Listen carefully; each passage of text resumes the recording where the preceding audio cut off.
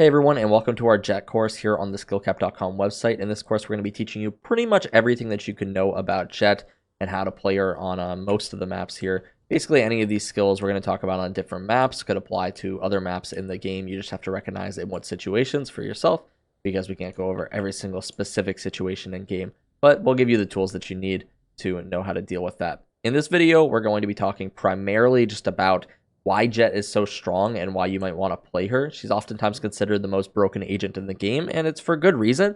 I think it's because she really capitalizes on players' mistakes effectively in solo queue. So for example, if a player is playing a position that would normally be safe versus other agents, but isn't versus a Jett, it's hard for them to recognize. And exactly what do I mean by that? Well, this all has to do with her mobility, right? So if an agent is, say you have a team comp, right?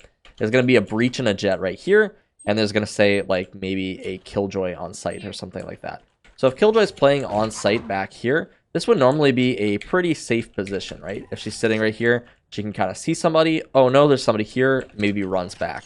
She can get off site before anything happens. But because Jett has this dash that most agents don't have, it makes it so she can actually be very punishing to bad positioning.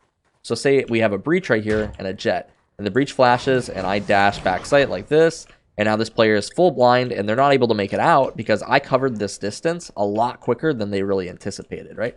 Because if I'm just playing as a Phoenix, oh no, Phoenix is here, I would have to run, I would have to run, I would have to run. And by this time I'm swinging them, they've already made it out of sight. They're already to safety, right? This is really amplified on C site, really. Or pretty much any site in the game, honestly. And this is why Jett can be so dangerous to play against and so obnoxious for players who are positioning poorly, and they're not accounting for the fact that she can cover this distance so quickly. The other thing that's very frustrating for Jett, and I'm sure that anybody watching this video is screaming, he's not talking about the operator. The operator is very strong on Jett for the same reason, right? She's so mobile, so I can play a position like this and not get punished for it. I can dash away. This actually creates some problems with Jett players where they just have poor positioning and they'll switch to other agents and they'll get caught out like this because they're not used to not having the dash.